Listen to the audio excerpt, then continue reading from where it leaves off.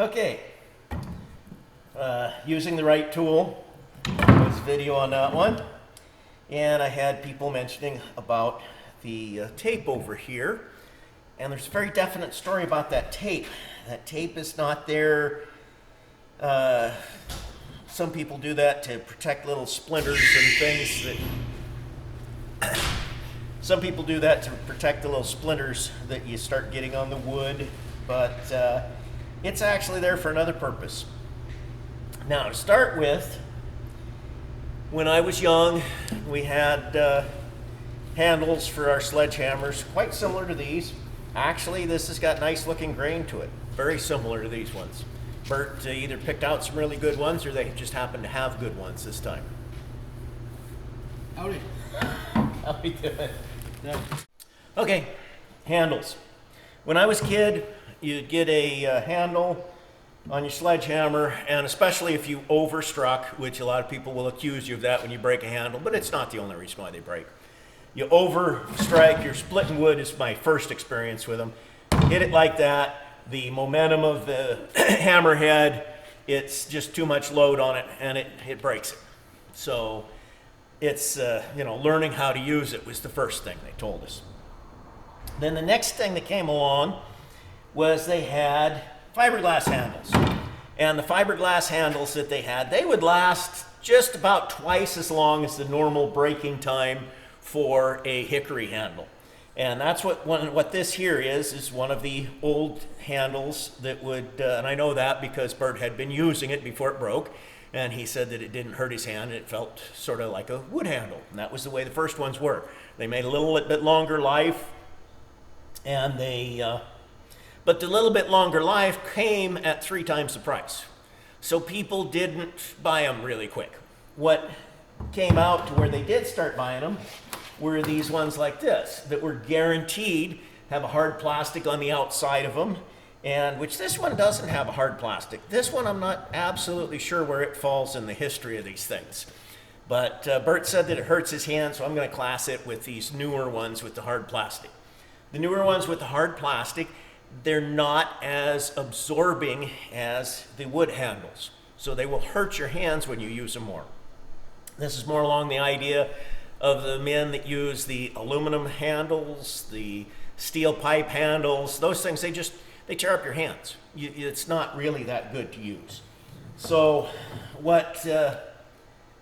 anyway, but they did. They came out with these, they warrantied them forever when the handles first came out. And then they started selling them. This one here came on the hammer, and I haven't had any problem with this one. I keep using it. It's a little hammer, so it's not like our 20-pounder where it's going to give more of a impact into your wrist.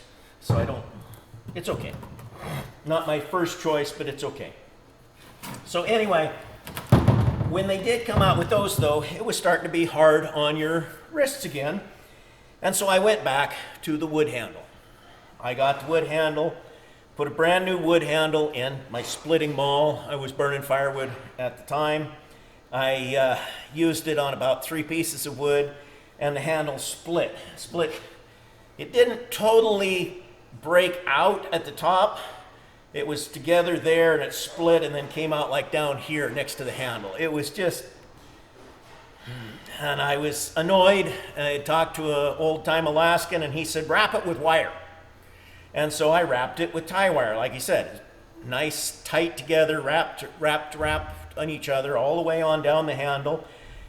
And I did that. I put a little bit of tape over it so that the wire would stay on there, stay together close. And I had overstruck it a few times. I had used it for splitting. I had bought other wooden handles in the meantime, and I used that handle through probably 2 or 3 other wooden handles for about 10 years as one of them that I was using with using splitting mauls, and it was still going. It finally did give up, but after being broken and then wrapped with wire, it made it for about 10 years. So I figured out what really would make a good handle is put in a good handle, start with it brand new, wrap the top part of it where you get the most problem with them breaking and the biggest possibility of damage if you overstrike. This one here, it was already mounted in the head, this one here. and has been used in the shop for quite a few years. I don't know, this is probably 15 years ago, but it could be as old as 25 in the shop. Our shop's been going a while. I'm not sure exactly the vintage of this, but when it was new, wrapped it with wire. I've lost more of them than I've had break since I started doing this. Lost them, however you lose them. And so I wrap them. I also, this one here is plain electric tape, I see. I like to usually use the vulcanizing tape. It's just, I like it better, although I can't complain about this. Guessing we just put on enough extra to make up for it. You can see the wire in there. There's a little bit of tie wire down there. It's blue. I don't know why it's blue, but I think it's blue. I don't know why it's blue. Yeah, anyway, tie wire down in there. And then another thing that I found out about hammer handles is keeping them on.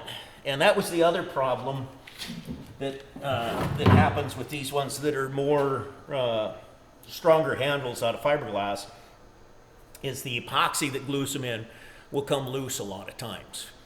So you'll have a good solid handle, but the head will come off. So we're going to go through and put handle in, and yeah, that's the other thing with this one here. If you're in a damp climate, you don't normally have a problem when you put your head on as far as it coming off. But here, after I mount the heads, I will a lot of times, as they start to loosen up from drying, I will put screws in them.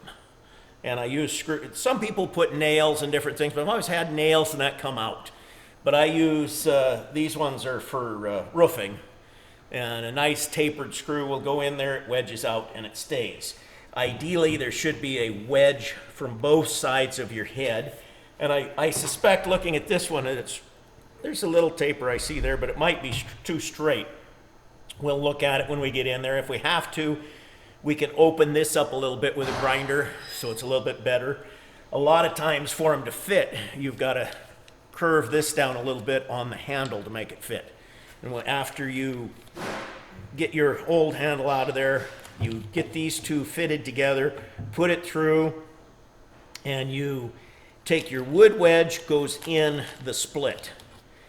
And then the steel wedge goes across to the split. Those are your two main, as far as locking this in. This part here goes into a wedge, goes into a socket. It's not a wedge, it's a tapered socket. And then the top of it, you work it out by the wedge and the steel wedge, which you would, of course, you're going to cut it off, so that you're not going to, this one here is really long. You're not going to just have all that sticking up and try and wedge it up there. You're going to cut that off first. So, been rather lengthy there on some of that, but we'll go ahead and Bert's got to get the fiberglass out of his other handles before anything more is done. Lots of talking. So like John was saying, the basic principle is you're going to wrap the handle in a steel wire. Baling wire works great. Starting this is fairly difficult, but essentially you pin the wire underneath itself, and then you just keep turning it. You want to keep it as tight and as densely packed as possible. That way it doesn't come loose. And you just work your way down. I did about 7-8 inches down the handle just to really cover the area where it likes to break. Took about 15 minutes. It's actually not so bad. And then once you get to the bottom, you just pin it underneath itself again and cut it off. And it feels quite nice wrapped up all tight like that.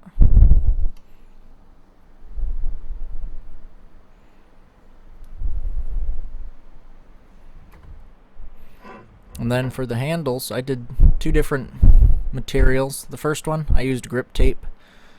I wrapped it from the bottom up so that my hand wouldn't catch on the tape when sliding down. The grip tape feels really quite good. I liked it. Of the 2, that's the one that I prefer. I think it'll hold up better. For the other axe, I used a green silicone tape that adheres to itself. I just was playing around and seeing what worked. It definitely binds the wire just fine, but I think the tape itself is less durable, and so it won't last as long. Ultimately, I will probably have to pull that off and replace it with grip tape. But it seems to work okay. And then, yeah, did some destructive testing.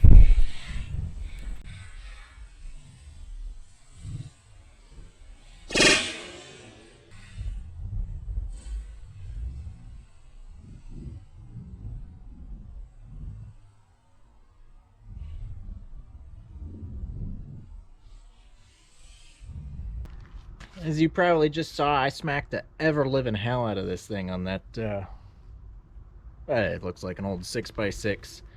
And you can see, we are now crooked. I have actually broken the haft inside there, and we tore this up a little bit too. That is, you know, that's how you break an axe haft, is you smack it on the log because you missed, because you got bad depth perception or you're inebriated, whichever. Just kidding. Don't chop wood drunk.